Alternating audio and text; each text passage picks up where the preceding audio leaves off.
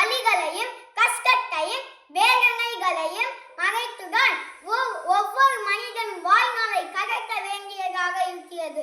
மற்றவர்கள் துன்பத்தில் இருக்கின்ற பொழுது பொருளுதவி போன்ற பெரிய உதவிகளை செய்யவில்லை என்றாலும் பரவாயில்லை, நம்பிக்கை தரக்கூடிய வார்த்தைகளையாவது பயன்படுத்துங்கள்.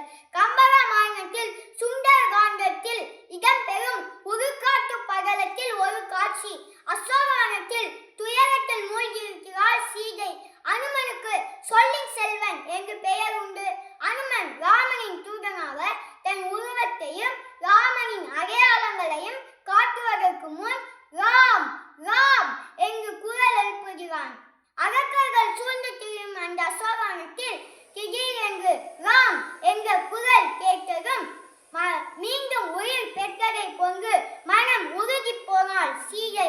அரக்கனே ஆக, வேறு ஓர் அமரனே ஆக, அங்கி குரனினத்து ஒருவனே தான் ஆகுக, கொடுமை ஆக, இரக்கமே ஆக வந்து இங்கு எம்பிரான் நாமம் சொல்லி உருக்கினன் உணர்வை தந்தான் உயிர்.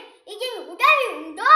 நீ அரக்கனாகவே இருந்தாலும் அல்லது தேவனாகவே இருந்தாலும் குரனினத்தை சேர்ந்தவனாகவே இருந்தாலும் மிகவும் கொடுமை குணம் உடையவனாகவே இருந்தாலும் அல்லது இரக்க குணம் உடையவனாகவே இருந்தாலும் எம்பிரான் ஆகிய ராமனின் திருநாமத்தை சொல்லி என் மனதை உருக்கி எனக்கு உயிர் தந்தாய்.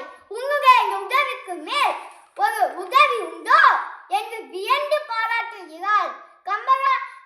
ராமனின் திருநாமம் சீதை மனதை உருக்கியதாக குறிப்பிடுகிறான் கம்பன்.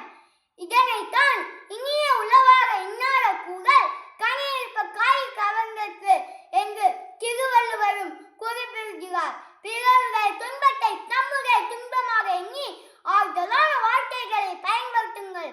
மனிதநேயம் ஒருபோதும் மறைப்பதில்லை, அது எப்போதும் எவ்விடத்திலும் நம்பிக்கை தரும் வார்த்தைகளால் மலர்ந்து கொண்டே தான் இருக்கிறது.